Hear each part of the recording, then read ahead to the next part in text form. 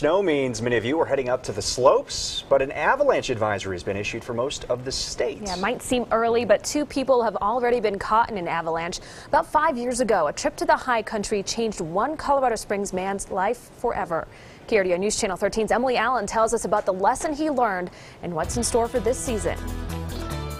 I would get my bumper or my license plate framed. To say TJ Hindenburg likes to snowboard is an understatement. Says when hell freezes over, I'll snowboard there too. He clocked nearly 150 days on his board last season. But one snowboarding trip 5 years ago to Loveland Pass turned into the ride of a lifetime. It was like, everybody ready? I was the first one to dropped in, went about 50 feet. And then everything just started breaking underneath my feet. I didn't really feel anything underneath me anymore, and then I just got caught up and swallowed. He tried to stay calm. I didn't know which way was up or down. There was no light. I was just freezing cold. Hindenburg was carrying a beacon.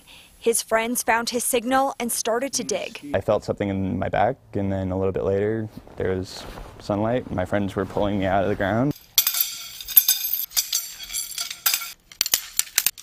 Probe in front of you, probe to the left, probe to the right. Okay, so again, we're using this to find somebody that's been buried in an avalanche. Ski Hipski is part of a team trained in avalanche rescue. You're telling me the beacon is 1.6 meters away. And as I move toward the transmitter, you see the distance getting closer and closer.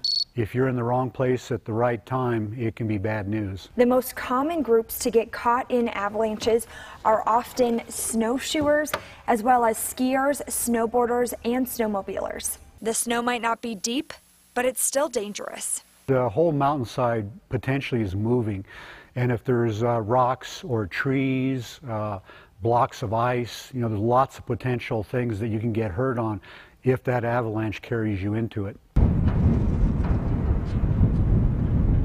The avalanche changed Hindenburg. Definitely smarter. I took avalanche courses. But one thing will never change, his love for the backcountry. So you just kind of have to take it with a grain of salt and be happy you're out there enjoying it. In Colorado Springs, Emily Allen, KRDO News Channel 13.